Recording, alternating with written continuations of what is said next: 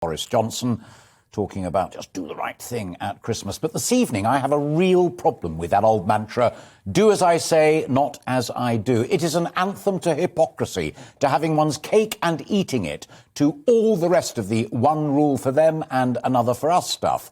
It's in the headlines because of the row over an alleged Downing Street Christmas party nearly a year ago. And that row rumbles on. Oddly, however, that is not what worries me most this evening.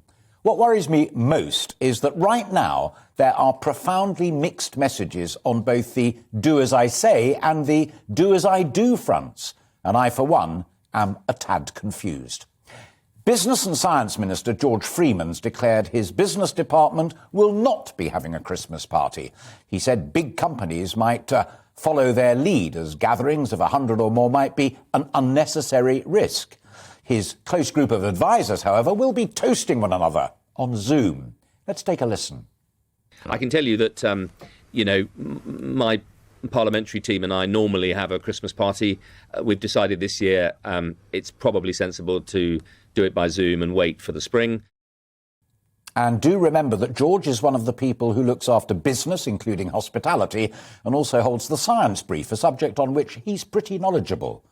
But the Health and Care Secretary, Sajid Javid, the man responsible for the NHS and ultimately our well-being, said there was no need to cancel parties. It might be wise, however, to test oneself before attending. Here's what he said. I don't think people need to change their plans. I think that the guidance that is already out there, which we published a few weeks back, the so-called sort of Plan A, which carries guidance around days as they get darker and colder. We know the virus likes that kind of weather, and so we should just always all be a bit cautious. It might be sensible, for example, depending on the type of party you're going to and the setting, to take a LFD test before you go.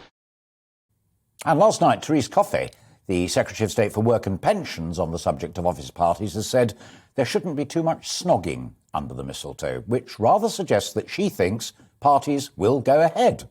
And here she is. Who are you with? Jenny Harries, who says we've got to be cautious when it comes to socialising at Christmas, or the government that says don't change your party plans? Well, for what it's worth, I don't think there should be much snogging under the mistletoe. You don't need to do things like that. But I think... Gotta love Therese.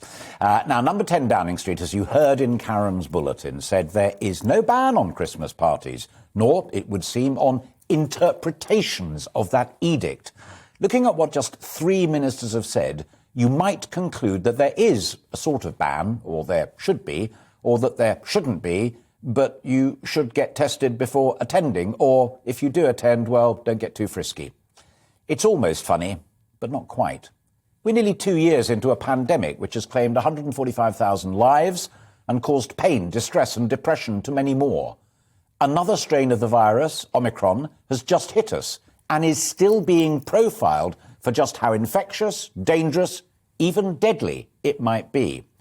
The government's embarked on a costly and urgent campaign to persuade us to get a booster jab and has just spent millions more of your money and mine on yet more jabs to see us through to next summer. These are not the signs of a government that thinks it'll all be over by Christmas. So you'd have thought that ministers' collective message on Christmas parties would be crystal clear and clinically watertight. Christmas parties involve for many judgment-impeding booze, dance-provoking music, nibbles that all may grab with ungloved fingers, one after another, and a general atmosphere that may tempt even the Puritans attending to indulge in, as Therese put it, a quick snog. It has, as they say, all the markings of a mighty mess.